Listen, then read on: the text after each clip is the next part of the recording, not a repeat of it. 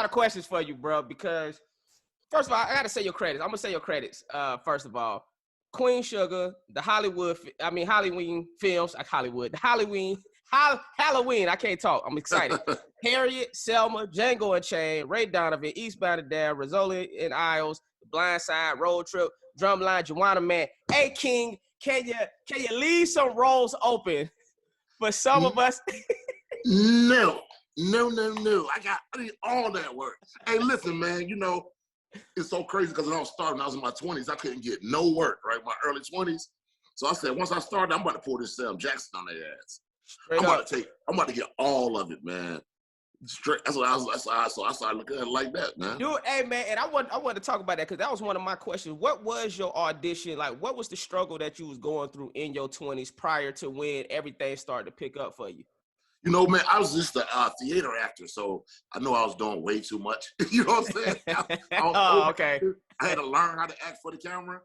But when it started, one thing about it, man, it was like a lot of the roles that they were offering to me. I didn't want to be playing too many gangsters. I remember my ex-wife used to always say, "Man, you need to play something that you'll be proud of." And because she seen me come home after playing, I'll shoot them up or something. And she's like, yo, I can see it on you. This ain't really what you want to do.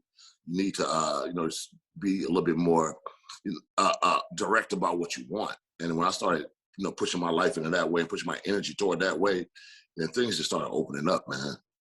That's amazing, bruh. So she gave you that great advice and then you divorced her? That's what happened? She left me, man. You're like, she changed my life. Oh, my bad. What'd you say? She wanted to be married to no actor. Oh, okay, man. It's too unsteady, bro. No, she's a good-ass woman, though, man. Straight up. Hey, man, shout out to that, bro. Yeah, I was going to ask you about that. How do you deal with, because I was going to ask, was there ever a time in your career where you felt like you was being typecast? Yeah, it was early, and then it wasn't. And then I did Ray Donovan, and I played like the biggest bully on the block, and I had a ball doing it. But at the same time, I was doing Selma. So I was playing half the week I was doing civil rights leader, the other half I was playing a maniacal, a homicidal maniac, So after Ray Donovan came out, and I got so much publicity and so much pub for that, every role that I got offered was that gangster. But I had enough bread saved up where I was like, man, I ain't gonna worry about doing that, man. I'm gonna do what I need to do and figure it out. The next thing. So I think I did a movie that I played a humble fisherman in the Bahamas. And when that's when Ava called me and asked me to do Queen Sugar. So I just everything worked out for the best. Man, I'm going to talk to you about Selma also, but Ray Donovan. So I just started watching it during quarantine, right? Yeah. I've been wanting to watch that show for a long time and I never watched it. And I'm watching it and then you popped up. What season? Like season 2? Season 2, yep. See, that's how you know I've been watching it recently. Yeah. So you popped up season 2. I was like, oh, shit, it's Omar. And then, bruh, you killed it, bruh. Appreciate that, bruh. Killed the role, man. I want to know, how did that role come about?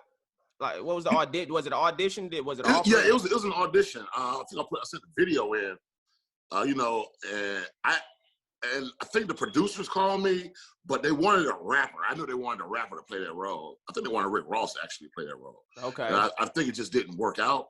So they were like, yo, do you mind doing it? And at that point, I really didn't watch Ray Donovan until I auditioned for it. I didn't watch season 1. So when I watched season 1, I was amazed. I said, this writing is tremendous, man. Liev Schreiber is a king, and John Voight and Pooch, and all the Pooch is already my homie anyway. So I was like, yo, I would love to, I want to do this. Hey, shout out to Pooch. I'm trying to get him on the show. I'll call his old crazy ass, man. Hey, hit him up, man. Let him know you did it today, man. I let him know, show nothing. Yeah, I appreciate that. But anyways, I'm listening. Yeah, so then when I got the role, I was really, I was so excited. Came in, I thought it was gonna be for like a couple of episodes. It ended up being the villain for the whole season. I didn't know. I knew it was supposed to be a couple of episodes, possible, for the long haul. And it ended up being for, they know, they just don't want to pay your ass. Right. So they're like, straight up. We gotta talk about that. Regular money. They're like, we'll give you this cool recurring bread. You know what I'm saying? So you got paid recurring money the whole season. When I was a series regular, yeah. Right. Y'all got one over on your boy. It's all good, man. And we know how that ended. We know how that ended. I ain't gonna ruin it. I didn't know it was gonna be that much. And then I was talking to one of the guys who wasn't the showrunner. He was a producer on the show, and he was like, "Yo, your the first day I was there, he said, your character arc is going to go so wild this whole season." I was like, "Bro, I thought I was coming in for 3 episodes." So it popped up like that. That was, it's crazy. That was like when I used to walk through the airports, people hated me when I was, because they was thinking about that. And then when I do Queen Sugar, now everybody loves me. So it's just, that's what acting can do. And that's what it's supposed to do. It's supposed to move people either way, man. So that was a real testament of how, an effective character can really bring something out of people. Nah, straight up. How was it working with Liv and that whole cast? What was your experience like working with them? Because I know this is what I'm gonna say before you answer. Now you can say whatever answer you want to say. I know personally from being on I've done 2 1-hour shows. There's always at least one crazy person out of the cast. Yeah. Now, you don't have to say who that person was, but what was your experience being on that show? Because that show in particular seems like there would be at least one person that's a little wild out of behind the scenes. I'll tell you this, man. That show, it's a family affair. They treated me like family. Okay. Dash, all of them. Dash, Pooch, John Voight, Leave, man. Me and Lev, we'll text each other. We still text each other now. And it was a straight up and down. Even when we were going to the Emmys and all of that, we all moved as a crew the whole time.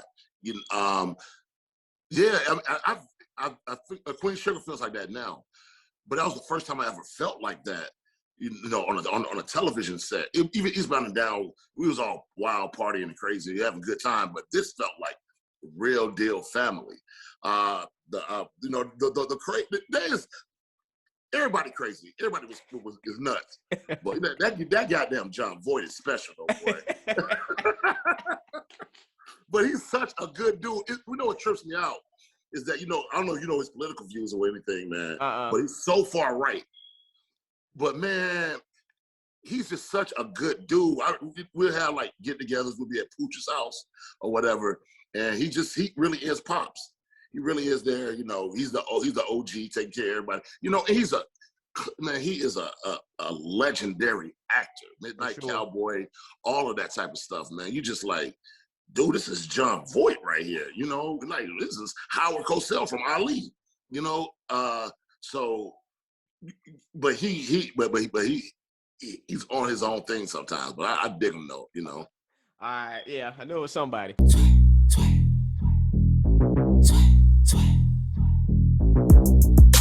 No, I ain't no Jay-Z, but you still get a J. Shooting at niggas like that nigga Clay.